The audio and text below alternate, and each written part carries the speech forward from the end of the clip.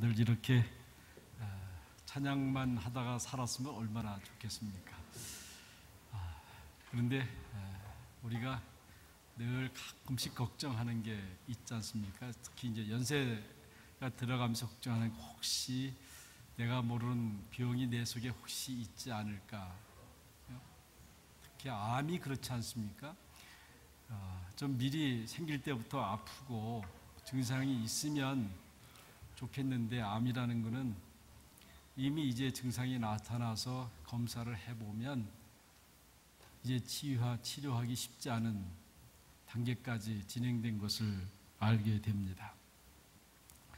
우리가 병이 들면 알 수도 있고 모를 수도 있습니다. 말씀드린 것처럼 정말 무서운 병은 병이 있음에도 불구하고 증상이 없는 것, 아픈 줄 모르고 지내는 그것입니다. 알든 모르든 그 병으로 인해서 점차 죽어가고 있다고 하는 것입니다. 그래서 아프지 않은 병이 훨씬 더 무서운 것입니다. 고칠 수 없기 때문에 그런 것입니다. 여러분, 죄도 그러합니다. 죄를 지으면 우리 마음이 편치를 않습니다. 뭔가 불안하게 되고 또 판단력도 흐려지게 됩니다. 죄를 지으면 지을수록 똑똑한 사람도 어리석은 사람이 될 수밖에 없습니다. 결국 그것으로 인해서 몸도 병이 들게 되는 것입니다. 죄라는 것이 바로 이런 데서 무서운 것입니다. 죄가 얼마나 무서운가 하는 것을 깨닫지 못하면 결국 자기도 모르게 그 죄에 깊이 빠져들게 됩니다. 또한 문제는 죄인인 줄 알면서도 죄가 아니라고 부인하는 것입니다. 죄의 죄됨을 부정하고 스스로 정당화합니다. 죄를 알고 죄의 결과가 얼마나 무서운지 알면서도 결국 그 죄를 남의 탓으로 돌리고 환경 또는 세상 탓으로 돌리는 것입니다. 죄를 전가하는 정당 행위가 얼마나 무서운 건지 모릅니다. 얼마 전에 뉴스에서 한 사람이 나와서 왜 당시에 그렇게 했느냐 하니까 하는 말이 그 당시는 제도가 그래서 그랬습니다. 제도가 죄라고 말하지 않았기 때문에 그것은 죄가 되지 않는 것입니다. 여러분, 정말 그런 말이 맞을까요? 분명히 인간의 양심적으로 죄임에도 불구하고 그것을 정당화하는, 그러면 우리는 결과적으로 뉘우침도 없고 회개도 없고 점점 더 그 마음이 완악해질 수밖에 없습니다. 오늘 본문은 예수를 몇 년간 신앙생활을 한 분이라고 하면 다 이해할 수 있는 그런 말씀입니다. 집 주인이 외국에 갈 때 그 집에서 일하는 세 사람에게 달란트를 나눠주지 않습니까? 한 사람에게는 5달란트, 한 사람에게는 2달란트, 한 사람에게는 1달란트를 나누어 주고 난 다음에 얼마간 있다가 와서 회개를 합니다. 5달란트 받은 사람도 열심히 일해서 5달란트 남겼고 2달란트 받은 사람도 열심히 일해서 2달란트 남겼습니다. 그런데 1달란트 받은 사람은 그대로 가져옵니다.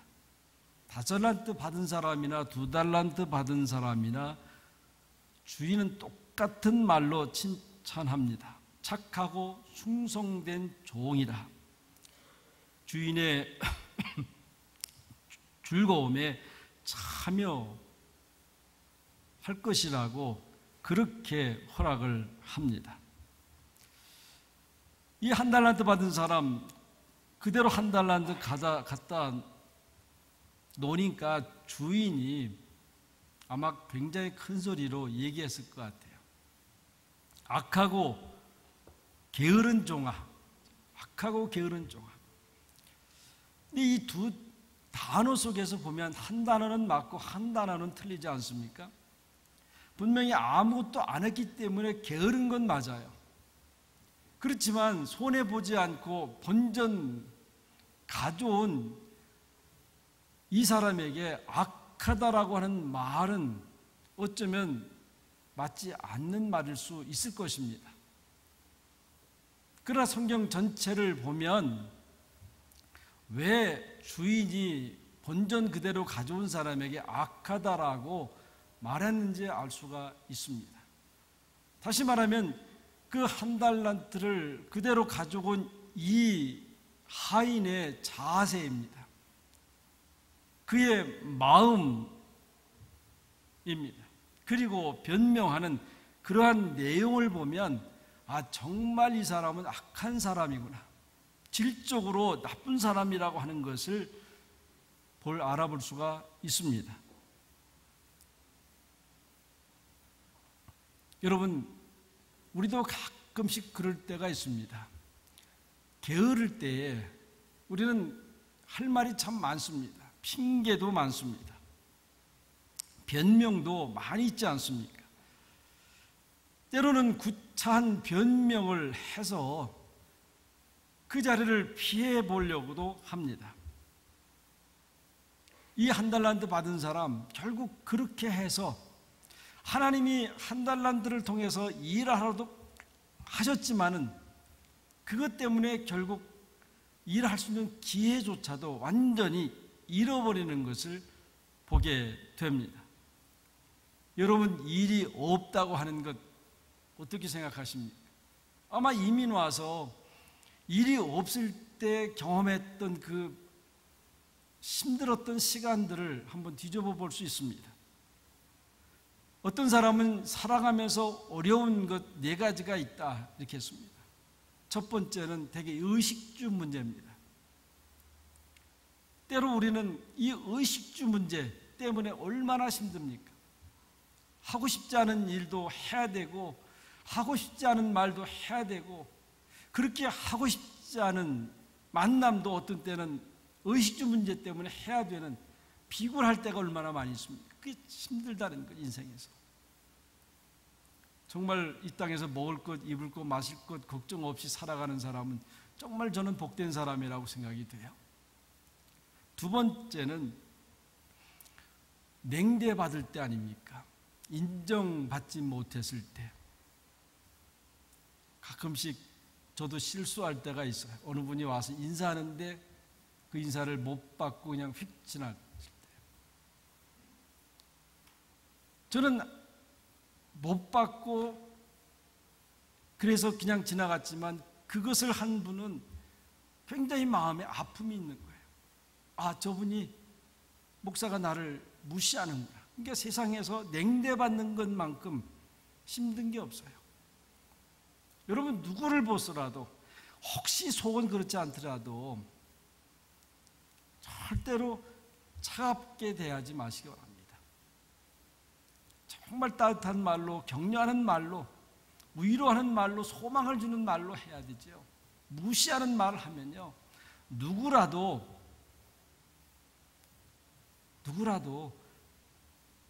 낙심할 수밖에 없습니다. 세 번째 고민은요, 실존적 고민이라고 해요. 도대체 내가 누군가이죠. 내가 누군가. 물론 그런 생각 없이 살아가는 분들도 있을 거예요. 그러나 조금이라도 생각이 있으면 도대체 내가 누구냐, 이제 내가 누구냐. 저도 목회하면서 도대체 내가 누구냐라는 질문을 많이 해서요.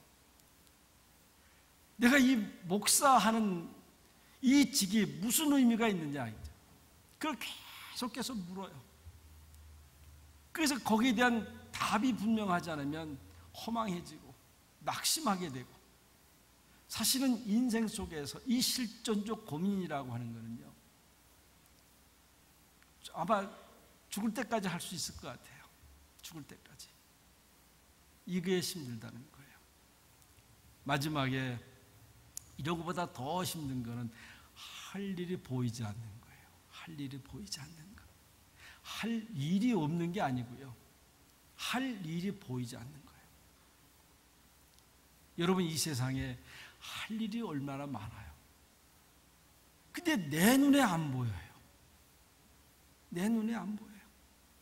여러분, 심판은 뭐냐면요, 내 눈에 안 보이는 거예요. 안 보이는 거예요. 어떤 사람은 막 바쁘다고 정신없이 살아가는데 또 이제 내가 서야 될 자리가 없는 거예요. 내가 할 자리가 해야 될 일이 안 보이는 거예요. 이것만큼 고통스러운 일이 없다라고 그러는 거예요. 우리 한국 사람은 바쁘면 따라오는 말 있잖아요. 바빠 죽겠다 그러죠. 바빠 죽겠다. 여러분, 뒤에 죽겠다고 하는 말은 이제는 빼시기 바랍니다. 정말 바쁜 것이 한가한 것보다 난 거예요. 힘은 들지만요, 그래도 일이 있다고 하는 게 그래도 행복한 줄 믿으시기 바랍니다. 바쁘다고 하는 건요, 그만큼 쓸모가 있다고 하는 거예요. 그만큼 가치가 있다고 하는 거예요. 그만큼 바쁘다고 하는 것은 내 삶의 의미가 거기 있기 때문에 바쁜 거예요. 만약에 그것을 하는 가운데 삶의 의미를 못 찾으면 우리는 게을러질 수밖에 없고 포기할 수밖에 없는 것 아닙니까? 오늘 한 달란트 받은 사람 분명히 할 일을 잃어버렸습니다. 할 일을 잃어버렸어요. 왜 그런 현상이 나타납니까? 우리의 삶은요, 혼자 사는 것 같지만 하나님과의 관계 속에서 산다고 하는 걸 잊지 마시기 바랍니다. 하나님과의 관계 속에서 살아가는 거예요. 믿든지 말든지, 인정하든지 안 인정하든지, 여러분, 이 세상 누구라도 하나님과의 관계 속에 살아가요. 그걸 몇 가지로 정리해 보면, 성경을 통해서 보면, 첫째는 기회를 부여받고 살아가고 있습니다. 공평한 기회를 받아요. 때로 우리는 하나님 앞에 불평등하다라고 생각할 수 있지만은요, 하나님은 우리에게 기회를 주실 때 절대로 불평등하게 주시지 않습니다. 오늘 성경에 보았듯이 5달란트 기회를 받는 사람도 있고 2달란트 기회를 받는 사람도 있어요. 우리가 보기에는 불평등하지만 하나님 보시기에는 절대로 불평등한 게 아닙니다. 두 번째는 하나님이 우리에게 제한된 삶을 주세요. 제한된 삶을 주세요. 그래서 여러분, 수라고 하는 것은 내가 결정할 수 있는 게 아닙니다. 그건 하나님이 결정하는 거예요. 그래서 우리 안타깝지만 젊을 때 하나님이 그 수를 끝내시는 분도 있고, 어느 분은 이만큼 살았으면 갔으면 좋겠다 하지만 안 들어가는 분들도 있잖아요. 그건 하나님이 주시는 수예요. 이 제한된 이 시간, 하나님이 주시는 거예요. 그래서 우리는 이 제한된 시간 속에서 마음껏 자유를 누리면서 살아갈 수 있어야 돼요. 그리고 하나님은 이 제한된 시간 속에서 우리에게 책임을 묻고 계세요. 탈란트라고 하는 것은 바로 우리의 제한된 시간을 얘기해 주고 있습니다. 또 세 번째는 내가 혼자 살아가는 것이 아니라 누군가를 섬기고 살아가는데, 우리는 하나님을 섬기고 살아가는 거예요. 하나님을 섬기고 살아가요. 그래서 하나님이 우리에게 맡기셨어요.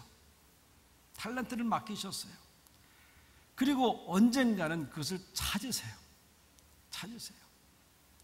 그래서 지금 우리가 살고 있는 이 삶은 하나님께서 맡겨준 그 삶을 가지고 살아가는 거고, 이 삶에 대해서 마지막에 결산을 하게 돼요. 그래서 우리가 한순간도 헛되게 살아갈 수 없는 거예요. 매 순간순간이 우리에게 굉장히 소중한 시간이에요. 그리고 네 번째는 우리의 모든 삶은 모험적입니다. 모험적이에요. 미래 결과를 알 수 있는 사람은 아무도 없어요. 그저 추측할 뿐이죠.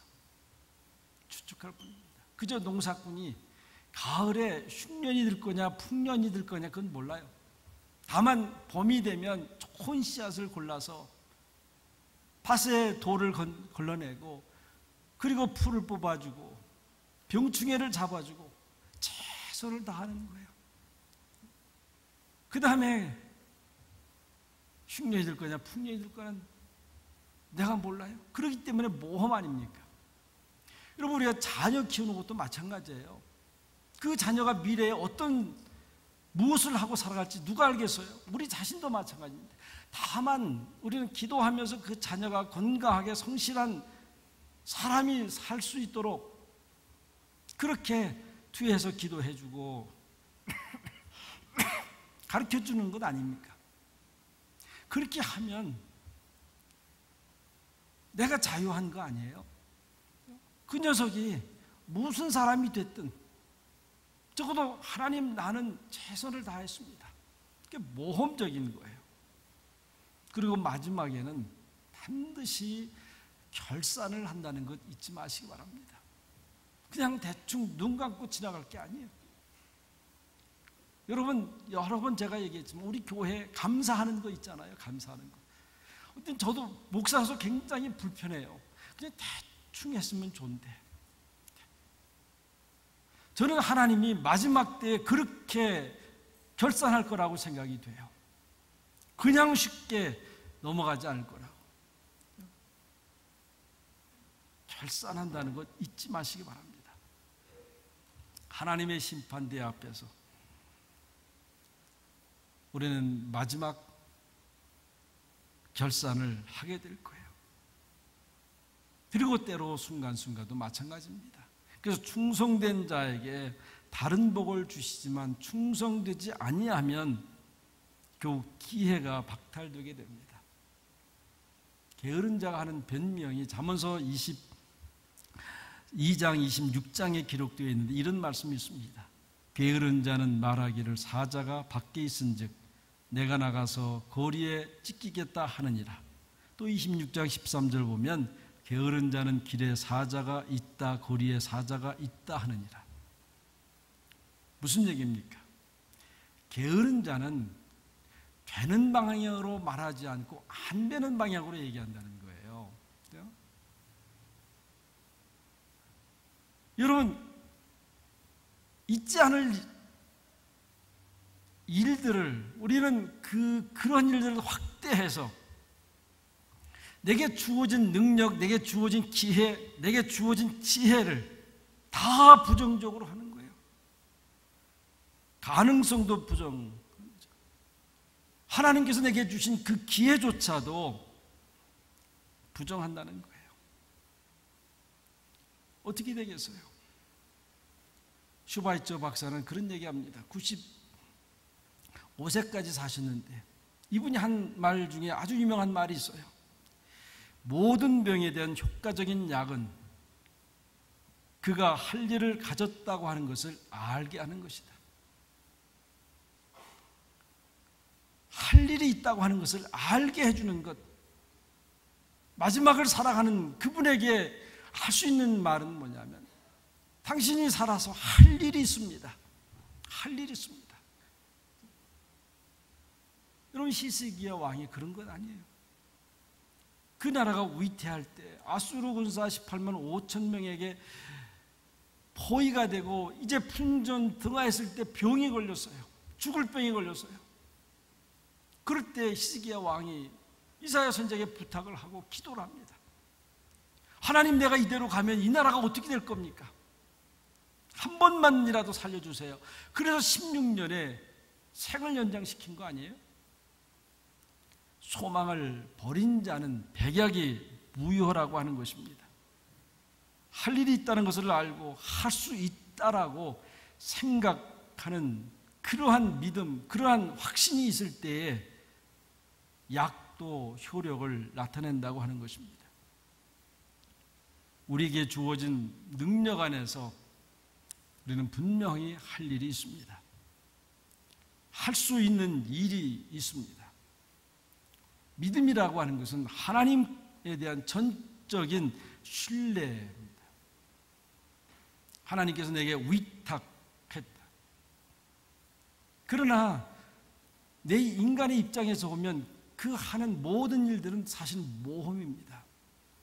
예를 들면 아브라함이 그렇잖아요. 고향을 떠나라. 고향을 떠나라. 내가 지시할 땅으로 가라.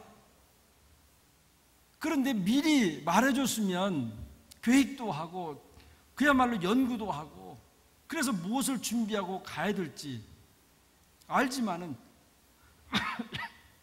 무조건 떠나라고 그러잖아요. 무조건. 이게 하나님의 말씀이에요. 어쩌면 오늘 현대인들이 살아가는 것하고는 상당히 많이 다를 수 있지만 기본적으로는 이게 중요한 거예요. 모세 같은 경우도 마찬가지 아니에요? 애굽에 가서 그 고센 땅에 살아가는 신음하는 네 백성 남자만 계수해서 60만, 그래서 실제로 한 300만 명이 나갔다 그러잖아요. 그걸 데리고 가라고 그러잖아요. 40년을 광야에서 살다가 결국 못 가고 죽어요. 약속의 땅에 못 들어가고 죽어요. 여러분, 그의 인생을 우리는 어떻게 보고 있습니까? 어떻게 보고 있습니까? 어떻게 보면 신앙의 눈으로 보지 않고 모세의 삶을 보았다고 하면 정말 바보 같은 인생을 살아가는 그런 사람이라고 말할 수 있지 않겠어요? 적어도 우리는 미신앙의 눈으로 보니까 모세가 위대한 지도자였다고 하는 것을 인정하지만은 그의 인생은 모험이었어요.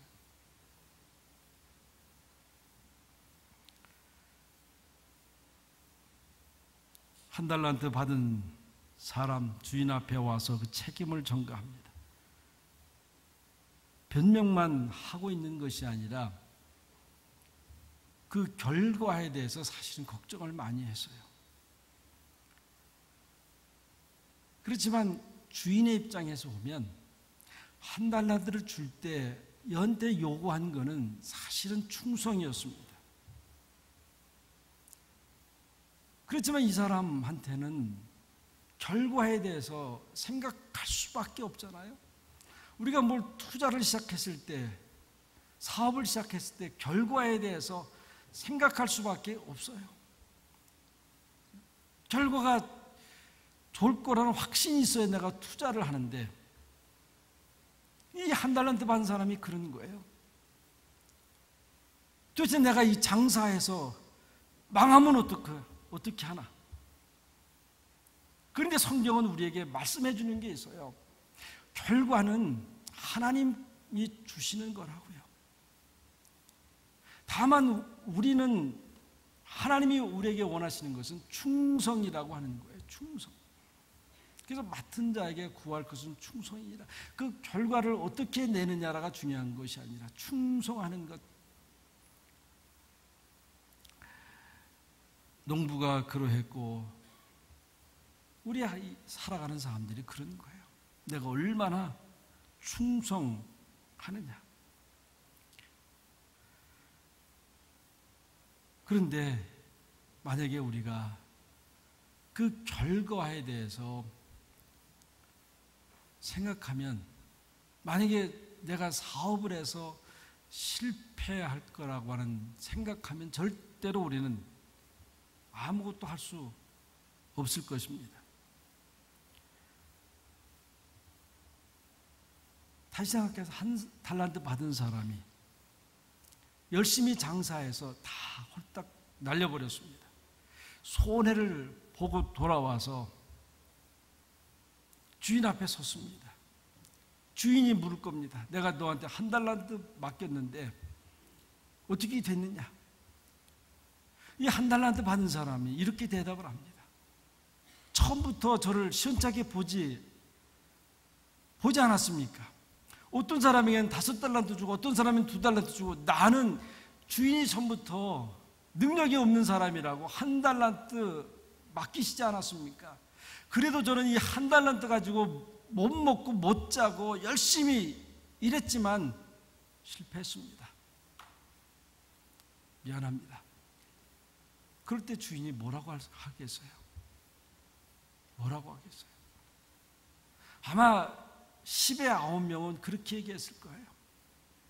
그래, 그래도 너가 경험하지 않았냐고, 경험하지 않았냐고, 해보지 않았냐고, 너 그거 하면서 이제는 지혜를 배우지 않았냐고, 내가 너한테 다시 $1 줄 테니까 다시 한번 뛰어보라고. 그런데 이 $1 받은 사람은 안 되는 쪽으로만 생각했던 거예요. 안 되는 쪽으로만. 혹 여러분, 내게 주신 은사를 얼마만큼 땅에 묻어두고 살고 계십니까? 할 수 있는데도 안 하시고, 갈 수 있는데도 안 가고, 해야 할 일이 있음에도 불구하고 안 하고, 그대로 일평생을 그렇게 살아가실 것입니까? 결국 나중의 결과는 그렇게 살아갈 뿐만 아니라 주인을 원망할 수밖에 없다고 하는 거예요.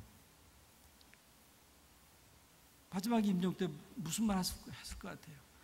하나님, 나를 왜 이렇게 내버려 두셨습니까? 또 이 $1 받은 사람은 주인을 그렇게 평가하지 않습니까? 당신은 굳은 사람입니다. 인색한 사람입니다. 그야말로 수존노 있고 용서가 없는 그런 사람입니다. 그래서 땅에 묻어두었다고 그렇게 생각합니다. 그러니까 어떻게 했겠어요? 주인을 그렇게 보니까, 만약에 내가 $1 가지고 장사해서 이윤을 남기면 누가 좋은 거예요? 주인이 좋은 거예요. 그게 싫은 거예요. 그게 싫은 거예요. 그리고 용서가 없는 수존노 같은 사람이니까, 만약에 내가 $1 장사해서 다 손해를 보고 망하면 기필코 이 $1를 물어내라고 그럴 거라고. 정말 생각을 많이 한 사람이고, 어떻게 보면 똑똑한 사람이라고도 할 수 있습니다. 근데 성경은 이런 사람을 악한 사람이라고 말하고 있습니다. 세 번째는 비교의식이 있었어요. 저 사람은 $5, $2 줬는데 나한테는 $1밖에 주지 않았다고. 주인은 처음부터 나를 업신여겼다고. 기분 나빠요.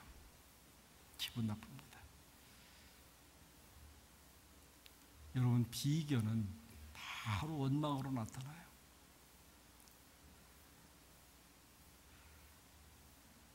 그래서 그대로 한 푼도 건드리지 않고 가져왔습니다. 성경에서 악한 사람에 대한 정의를 그렇게 나타나고 있습니다. 아담의 범죄는 뭡니까? 이브한테 그 책임을 전가한 거 아닙니까? 게으른 자는 이래서 악한 겁니다. 하나님은 게으른 자를 절대로 그대로 내버려 두지 않습니다. 벌을 내리고 다시는 일할 기회를 주지 않습니다. 때로 그러기 때문에 우리는 기회가 박탈될 때에 내가 어떠했는가 하는 것을 생각할 수 있어야 돼요. 기회가 주어졌을 때 내가 나태했구나.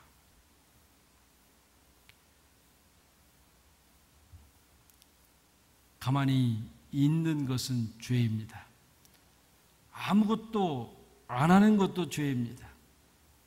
더구나 변명하는 것은 더 큰 죄라고 하는 것을 우리가 알아야 됩니다. 우리는 때로 $5, $2 받은 사람들이 아니라 $1 받은 사람들일 수 있습니다. 남보다 더 많은 재산을 갖지 않는, 남보다 더 많은 능력을 갖지 않은 기회가 없는 그런 사람일 수도 있습니다. 그렇지만 하나님은 분명하게 공평하게 우리에게 달란트를 주셨습니다. 이제 우리는 이 나약함을 믿음으로 극복해야 할 것입니다.